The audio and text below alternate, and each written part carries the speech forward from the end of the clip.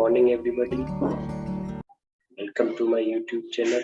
This is training for officers on Tableau, and this is with context to the training which we conducted on 24th of June 2021 at Movenpick Hotel, Karachi. So the attendees had requested me to upload a short video on the basics of Tableau.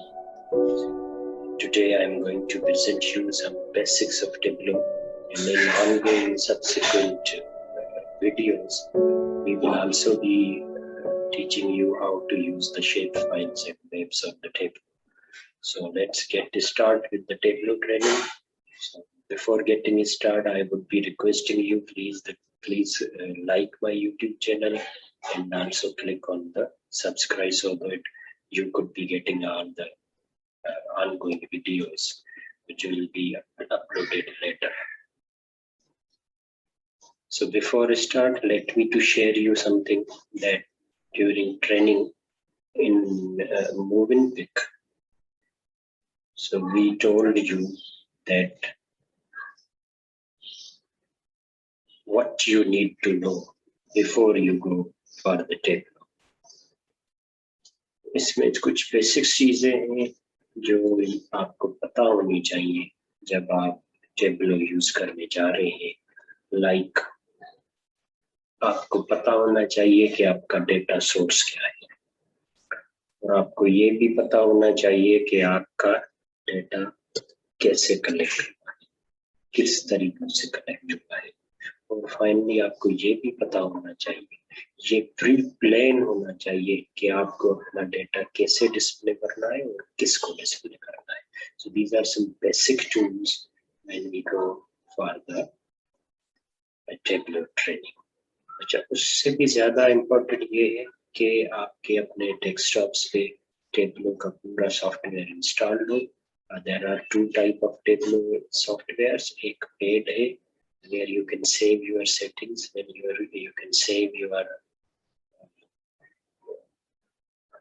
charts, your graphs, your work, and you can import it. And another is the Tableau Public, जो कि बिल्कुल free है. It doesn't cost anything. वो आप जब चाहे जैसे चाहे यूज कर सकते हैं. You can save the things, but you cannot export or import the things from the Tableau Public. उसके लिए आप जो है टेबलो का पेड वर्जन लेना पड़ता है. सो देखते हैं, जैसे ही आप टेबलो को खोलेंगे आप देखेंगे you will be able to see this screen. This is called as dashboard or first page of Tableau. तो यहाँ पे ये जितने भी टेब्स जमा हुए हैं ये मेरा प्रीवियस काम किया हुआ है. जो आप जब अपना टेबलो खोलेंगे तो ये बिल्कुल ब्लैंक होगा. आप जैसे जैसे इस पे काम करते जाएंगे तो ये आपका काम यहाँ पे सेव होगा जाएगा. तो जैसे मैंने आपको पहले बताया, आपको पता था कि आपका डेटा सोर्स क्या है, आपने उसको एनालाइज कैसे करना है, और आपके जहन में पूरे प्लान्स है कि मुझे यू जाना है. सो लेट स्टार्ट के टेबलो को डेटा हम कैसे लेते हैं. आप इसके लेफ्ट साइड पे देखेंगे तो आपको दिखाई देगा एक कनेक्ट का आइकॉन. ये आपसे पूछ रहा है कि आप अपना डेटा इसको इंपोर्ट करें. तो टेबलो में मुख्तलिफ फॉर्म्स के डेटा इंपोर्ट हो सकते हैं. लाइक एक्सेल भी आप कर सकते हैं, टेक्स्ट फाइल, जेसन फाइल भी आप इसमें इजीली कर सकते हैं, पीडीएफ फाइल भी होते हैं, और ये स्पेशल किस्म के फॉर्म्स होते हैं जो हम शेप फाइल्स की सूरत में for maps and for latitude and longitudes भी हम यूज करते हैं. तो चलिए जी बेसिक्स से चलते हैं. सबसे पहले हम माइक्रोसॉफ्ट एक्सेल की फाइल इसको देते हैं और हम यहाँ से कमांड करते हैं कि आप वो जनरेट करें. तो मैंने ये शीट पहले से निकाली हुई थी और मैंने इस पे एनालिसिस प्लान बनाया हुआ था. मैं इसको कवरेज ऑफ SNID जून और NID मार्च को यहाँ पे सिलेक्ट करता हूँ. मैं जैसे ही इसको कमांड दूंगा सिलेक्ट करो, टेबलो एक क्वेरी जनरेट कर देगा और वो अपने डैशबोर्ड को कहेगा कि इस एक्सेल शीट से कनेक्ट होगा.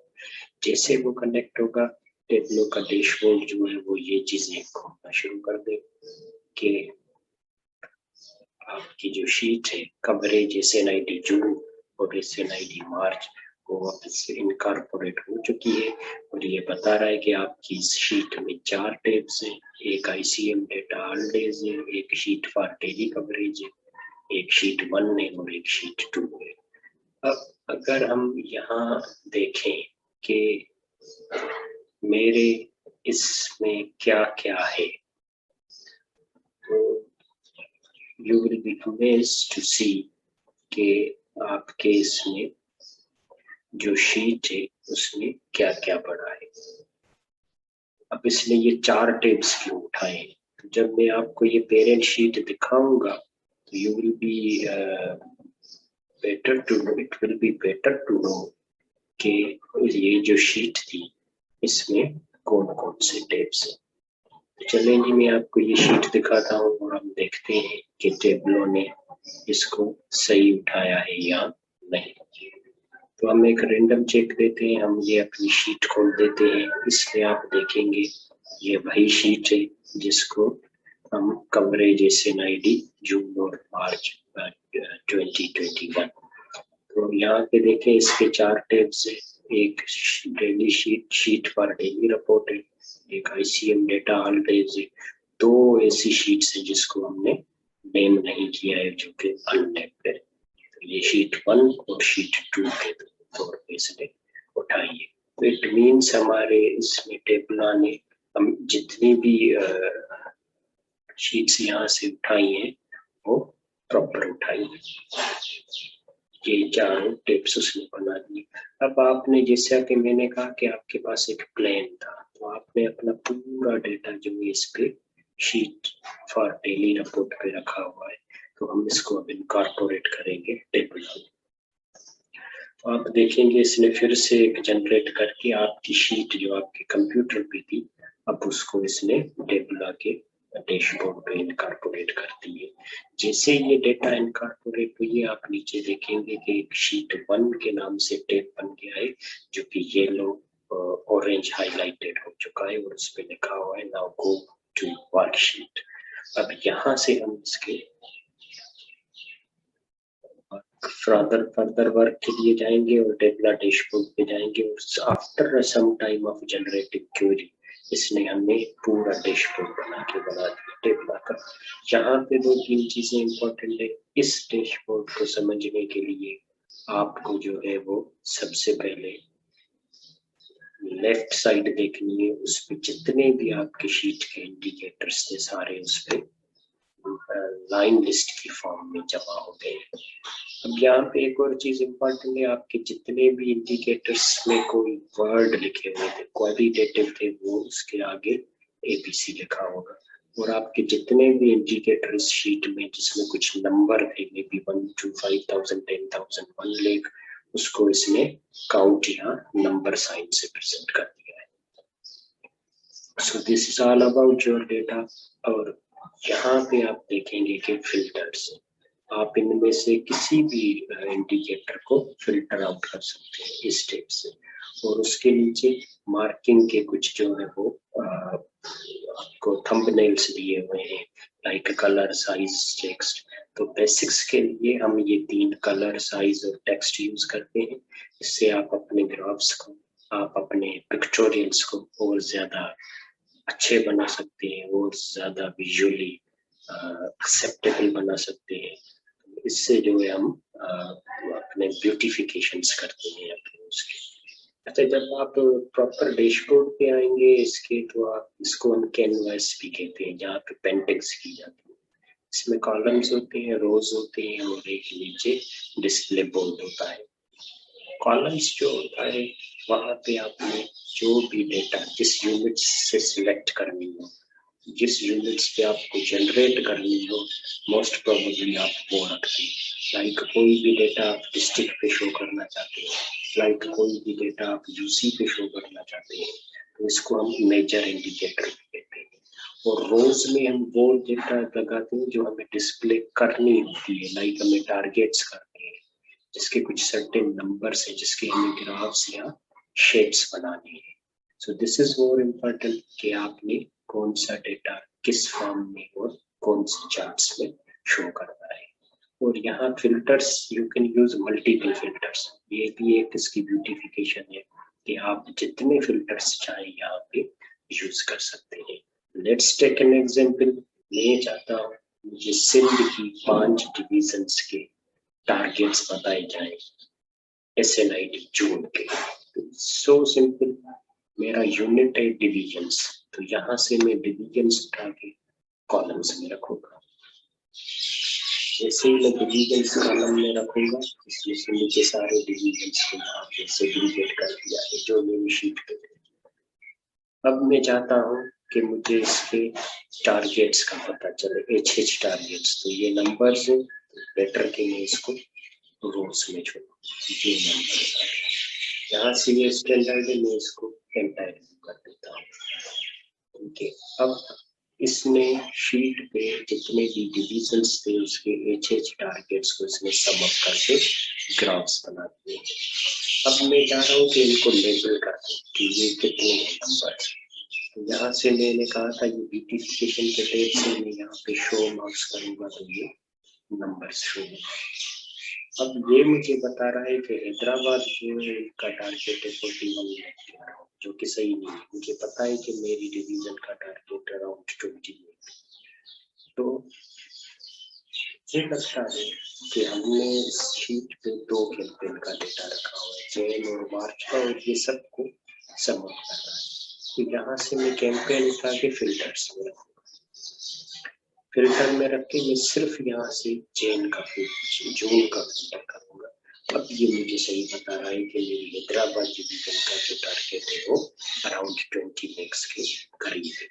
अब मैं जो इसको सेंडिंग ऑर्डर में कर देता हूँ, तो मुझे पता चलता है कि कराची का सबसे ज्यादा टारगेट था, उसके बाद हैदराबाद डिवीजन है, फिर नारकला है, सरकारी SP और आखिर में मीरपुर का सबसे कम 75,000 का टारगेट था फॉर SNID जून 2021।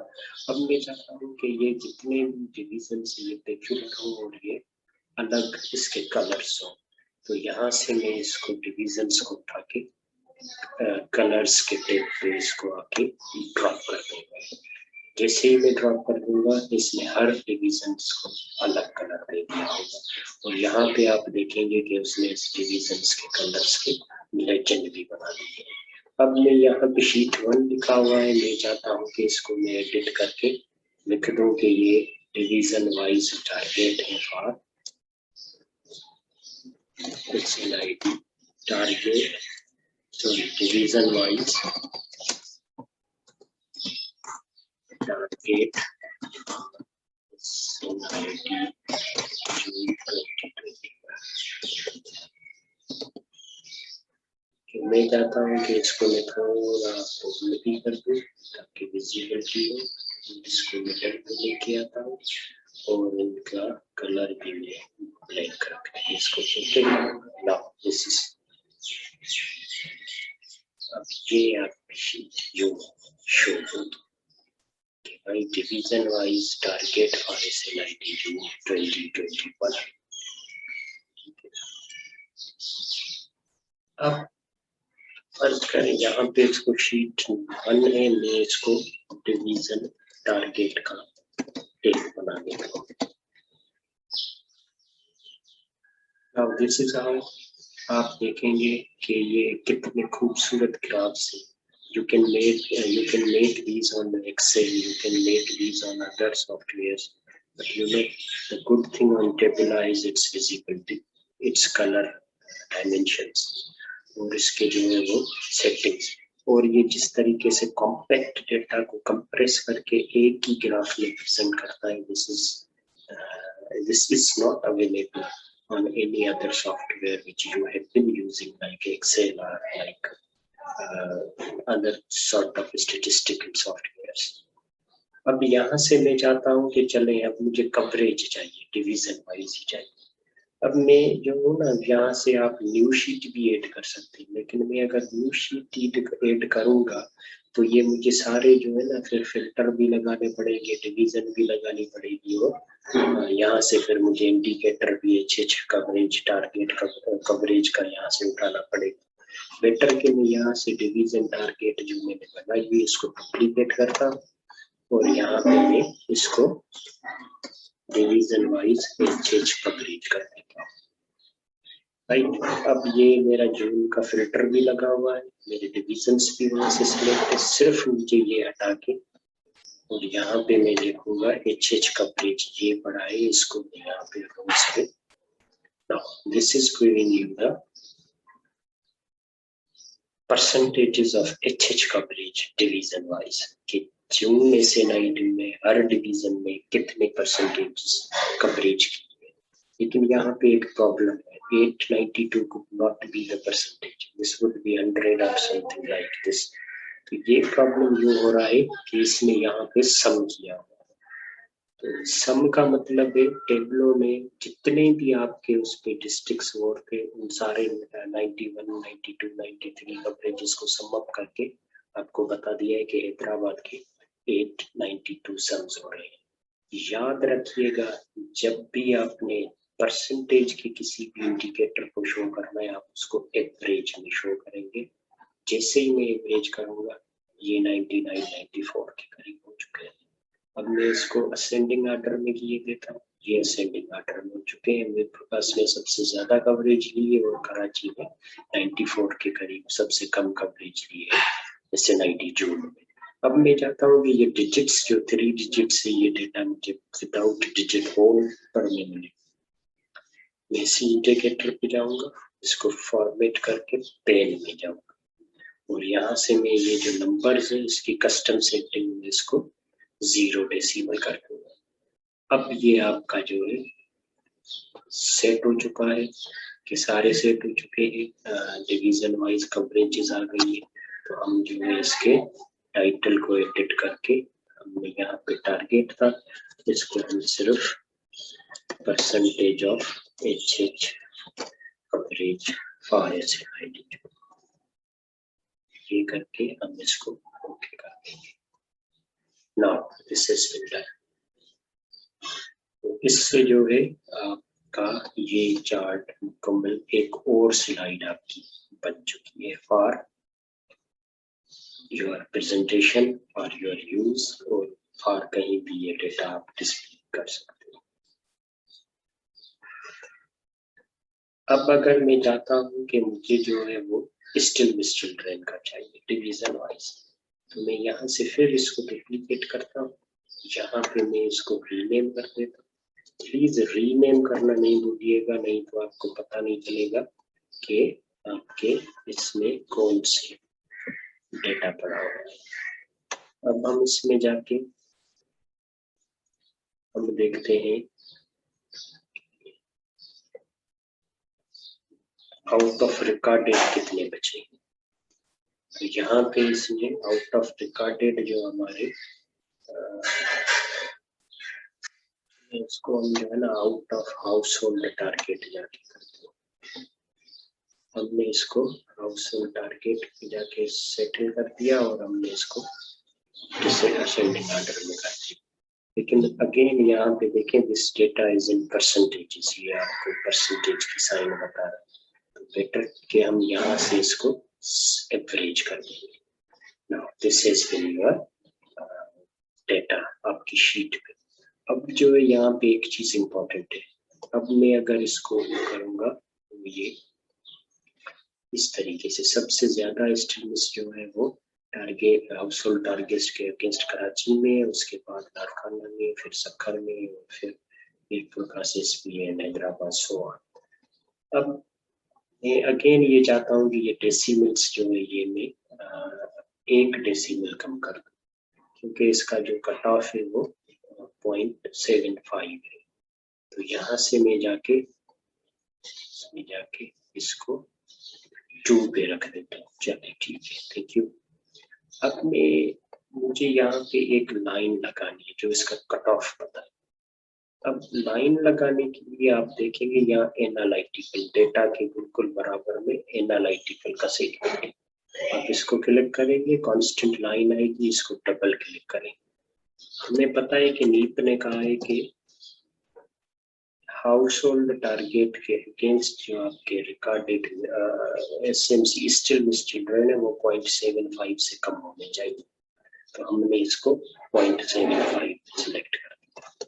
अब हम इसकी थोड़ी ब्यूटिफिकेशन करेंगे इस लाइन की।